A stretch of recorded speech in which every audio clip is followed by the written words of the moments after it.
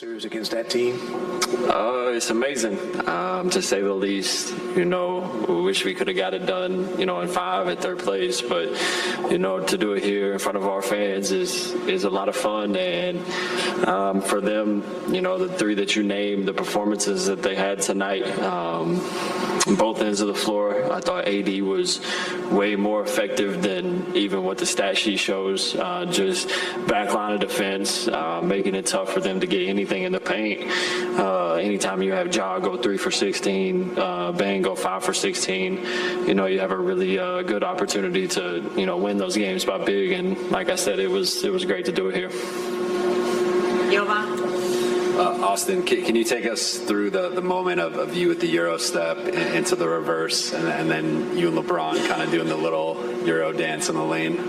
Yeah, this game is a lot of emotion and instincts, and you have fun with the game when the game provides you to have fun.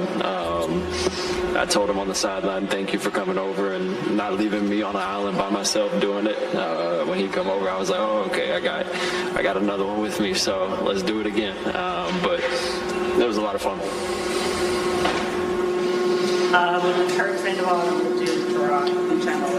Austin, I'm curious, what wisdom did you take out of what LeBron told you guys after the game? Tonight? Yeah. It's always good to, win the series, but, the job's not finished. We have another series coming up, either SAC or the Warriors, and, we'll enjoy this one tonight. And then tomorrow, next days, when we figure out who we play, we'll lock in on whoever that is and go compete to win another series. He said, obviously this is my first time in the playoffs, and he said every step gets harder, as you would expect. So it's not really, spending too much time enjoying this is enjoy it, but, there's still more work to do. Okay. Austin, one of your opponents this series called LeBron old. It got a lot of attention. Does he ever seem like a 38-year-old to you? And does he ever seem like one of your peers, 24 years old? No, he honestly seems about 18. He acts like he's 18. He's very childish in a great way. But at the same time, I grew up, I watched a game of basketball. So seeing him play for, as long as he's played, some days I sit back, and it's more so when I go home and family members, friends are really bring it to my attention that, that I'm on a team with him, is really when I sit back and think about how crazy it is, how long he's been doing this, but how youthful he is. Darvin, you shortened the rotation a little bit tonight. I had a bit of a different game plan. How did you see that work with the starting lineup, essentially, and what did you think was the biggest factor to building a lead so quickly? I just think our attention to detail in terms of transition defense, I can't remember who it was asked me before the game, is one thing that we need to really lock in on was our transition defense. We met as a staff yesterday, and that was the biggest thing that stood out. And then also, just even before that, just coming with the energy, the effort, the urgency. Every possession, we played on our toes, not on our heels. We were great in transition, great on the ball and pick and roll. We wanted to make an adjustment to keep Desmond Bane out of it, continue to push Morant to his right hand, and blitzing Bane. They have some high IQ basketball players over there, so guys have to be aware. They have to be early in their spots early, ready to rotate, ready to cover for one another, and we were able to do that. Our defense fueled everything else. It was a huge defensive night for us, especially in the first half. And coming out having a really good third quarter also helped.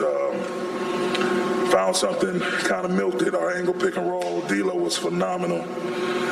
Brian, A basically dominated the game defensively with his block shots, rebounds, and then our pace. We played with great pace offensively.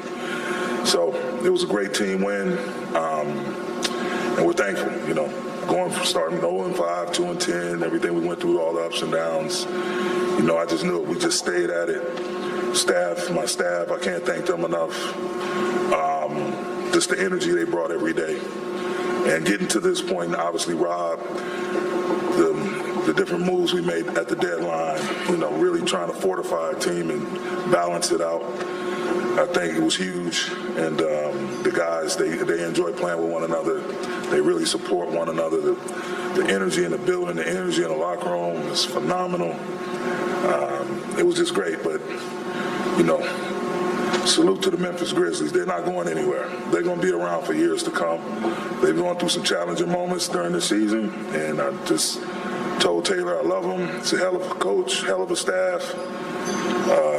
He's managed. He's been the leader that they need, and they'll heal up and get healthier this summer and probably make some moves, but they'll be at the top of the food chain for years to come. Just big picture, does beating Memphis the way that you did, number 2 seed, does that crystallize a certain amount of confidence as you now move forward? No, I told them after the game, we set a standard for ourselves defensively on how we have to play and what we have to do on the defensive side of the ball. As long as we stay organized, we stay disciplined, stay organized and not turn the ball over. We got a bunch of guys that can put up a lot of points in that locker room. We're going to find ways to score. But the thing we have to hang our hat on is our defense. And, on the ball, off the ball, gang rebound, and we did all of that tonight. And, this thing is just getting started. We passed level 1. Bron had a great, batch of words, some wisdom that he shared with the group after the game. We've surpassed level 1, and now, we got to start shifting our focus. Whoever comes out of that game on Sunday, we got to start shifting our focus and really understanding that it's about us just as much as it's about our opponent. We have to be the best versions of ourselves when we prepare to step into the round 2. Darvin, I know you were here quite a while ago as an assistant coach on this staff, but you haven't seen a home playoff crowd like this in a while, just since you've been here. I noticed Jack Nicholson was back today. Yes. How much does being at home, having the home crowd experience a game like this mean to your team?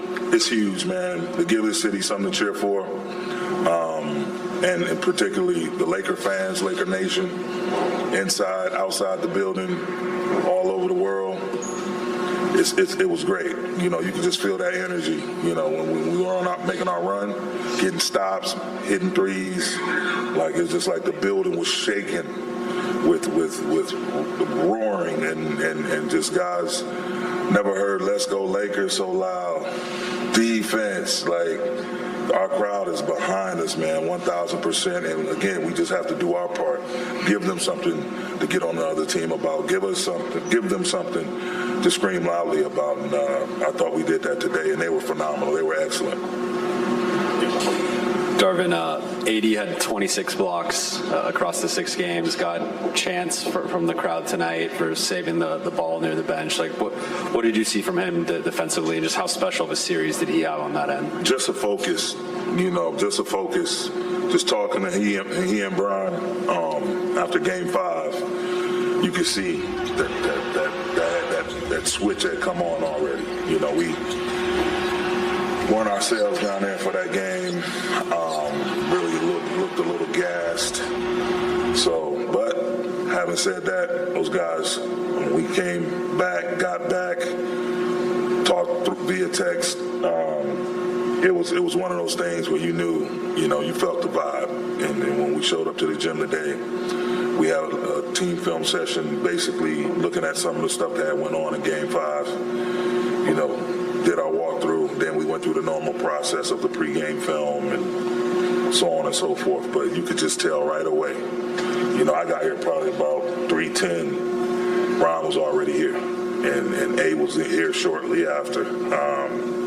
Just that focus, those guys being ready to go, and can't say enough about those two. Bron's leadership, AD, wanting to be elite, telling me verbally he's going to be elite defensively this series. So we just got to keep stacking.